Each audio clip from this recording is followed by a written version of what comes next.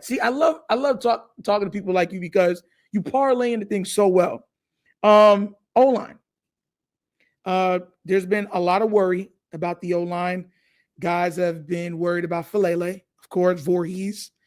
The lack of Amori Jones, I believe his name is Emory Jones. Jones, yeah. Yeah, him not being able to practice because of his. Um, and of course, Ben Cleveland still not being able to beat out anybody, even though a lot of people have said in game situations he's looked better in the guard position than who we have. What is your take on the O line? Do you see anybody with that have made significant growth, and do you see anybody that's taken significant steps back? Well, I don't know about necessarily steps back, and it's so tough to tell. Like I try to explain to people with these practices, man, and anybody that's been out there, maybe when you're saying it once, it doesn't. It's kind of hard for it to correlate, but it's very scripted, and so you don't get. It's very tough to kind of tell, especially in the trenches, who's not looking good or who's looking bad necessarily on a day-to-day basis. When the pads come on, sure, you can tell when an O lineman is consistently getting beat. You can tell when an edge guy is consistently getting in the backfield. But a lot of these days, they don't have pads on. So it's tough to kind of evaluate the offensive line and the defensive line, for that matter, on those types of days. That's why I always say these preseason games, these guys that are going to play in the preseason games, that's where you'll really be able to see, all right, where are they at? But I'll say this. I think, especially coming off of yesterday in the joint practice, I thought the starting offensive line has been fine, and having Lamar and Derrick Henry in your backfield helps elevate you to a degree.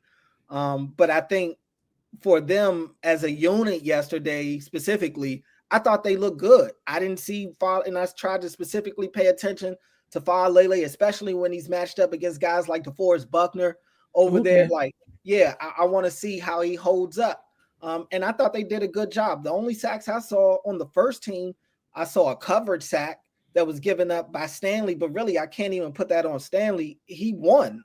You can only hold the ball but for so long. Okay. And Lamar didn't, he didn't look to get out of the pocket. He stayed in the pocket, which typically isn't going to happen in that case. So I don't really evaluate that as a loss for them. I did see Voorhees whiff on one yesterday. I didn't get to see the number that he was going against, but he whiffed right off the line. That wasn't good. So that usually results in trouble. I'm sorry. So what you said, he just whiffed right off the line. Yeah, that's immediate loss at the snap. That's never good. But with Falele, I think overall he has been good enough from what I watched in camp. I haven't seen too many reps where it's just like, that just looks bad. Other than when he gets tired, and I keep saying it's when Falele, when the fatigue sets in with him, that's when you start to get him being lazy with his fundamentals, him trying to just fall on guys or lean on guys, and he's not firing out of his stance. He's not strong with his base. That's where he gets into trouble. And he struggled with the heat at times throughout practice. And I guess my concern is, even whether it's September or even December when it's cold, it's still hot for those guys because of how much they're moving and what they're having to do out there. Like, what happens if the Ravens have one of those vintage 10 to 12 play drives? Like, can you depend on this dude to hold his weight, to be able to do his part?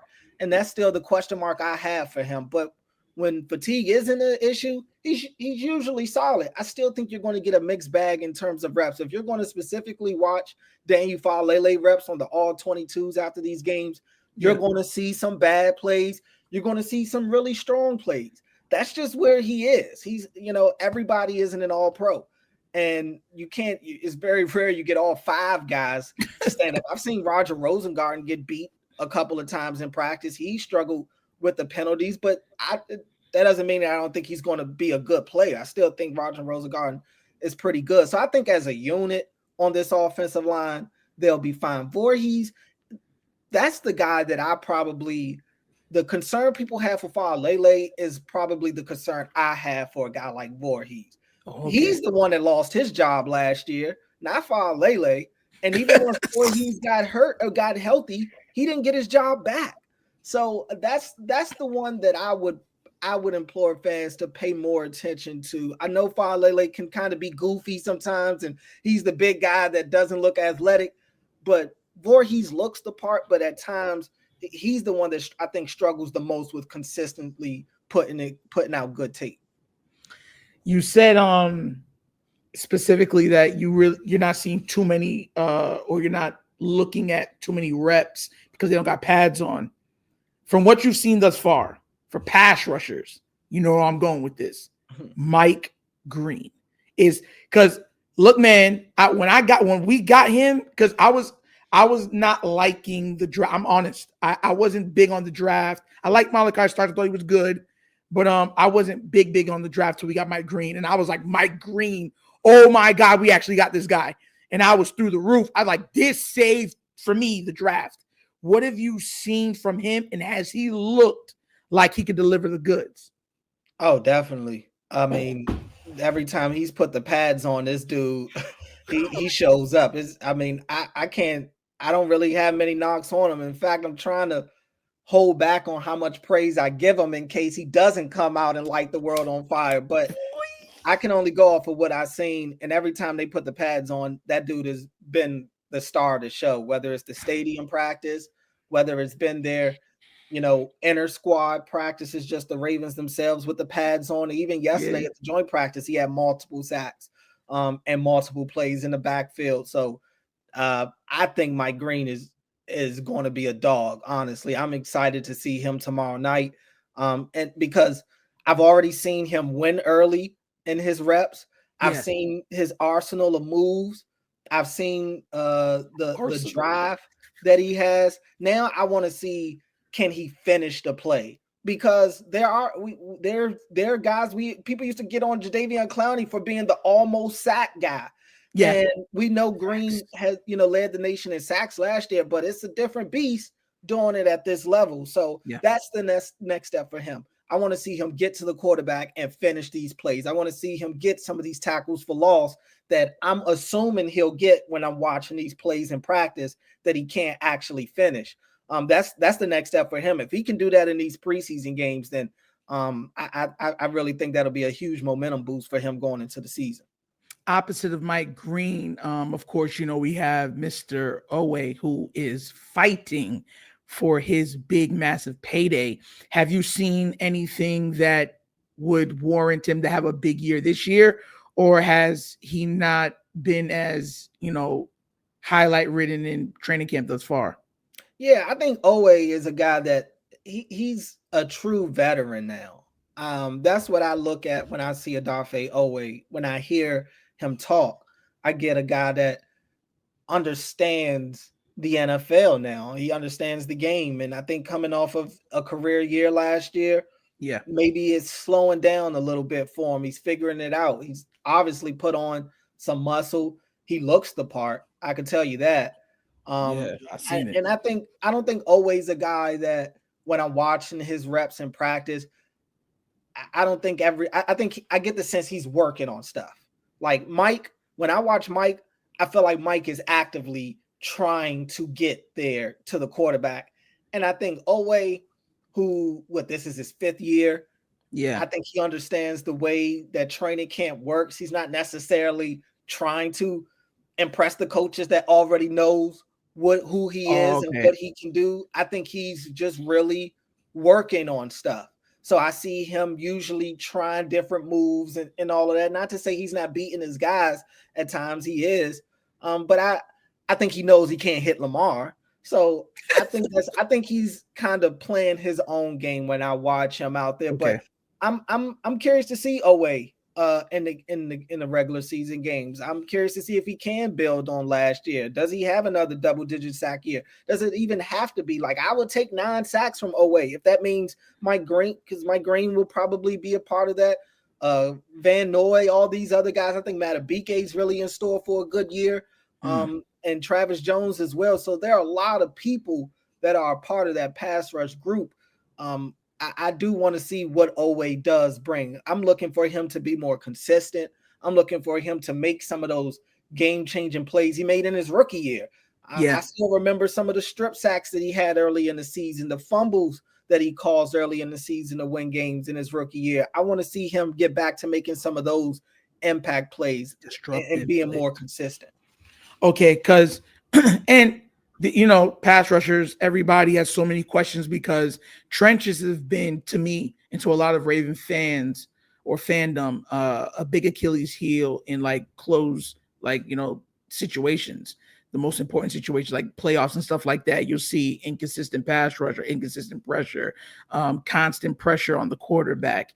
There's other guys that, of course, on the pass rushing that people have been worried about, like Adisa Isaac. What have you seen from him? And also Ajabo. Do you think he even makes the team this year? And if he doesn't make it, do you think we bring in a veteran like a Judon or a Clowney? Yeah, I think, well, first with Adisa Isaac, I think he's still a work in progress. He is. Okay. I think he's understandably behind because his rookie season was basically a redshirt year, and you bring him back now, and I think he's still getting his feet wet, still learning on the fly. I still see a raw prospect with him, honestly, and not to say that he can't be something. I think right now he's just not able to show it on a consistent basis, at least. Definitely not in practice. But he's still a big guy. I mean, he's got the size, and I'm sure there are things about him that they like. They just haven't been able to get that out of him just yet. Gotcha. Ajabo, I think the preseason games are going to weigh heavily with David Ajabo. Like, he has to be able to beat these backups, these third string guys, these guys that won't make the team in these preseason games if he's going to make this roster. And I think that's what they're waiting to see in terms of if they need to go bring in a veteran. I think a lot of that weighs in on Adisa Isaac, who to this point, I would say, if you're going off what he's showing you, probably go get a veteran. But I think David Ajabo is also a part of that. And if Ajabo looks the part in the games, then maybe he does make the back end of the roster and they don't go the veteran route. But I haven't necessarily seen him flash to me a whole lot in these practices. He looks the part too. I talked about Oweh. I think Ajabo has done really good things in terms of getting in physical shape. He definitely looks like a monster, but it's about showing it. And I still think he comes out a little too high out of his stance at times. He doesn't have that he likes to do this spin move that doesn't really get him anywhere. I just don't think he has learned how to, beat these tackles in this league. Out leverage the tackles. Yeah, I just think that's what he's still working on. So maybe the game will bring something out of him that practice doesn't. But to this point, I would say I probably think that they'll go get a veteran based off of what I've seen from those two guys.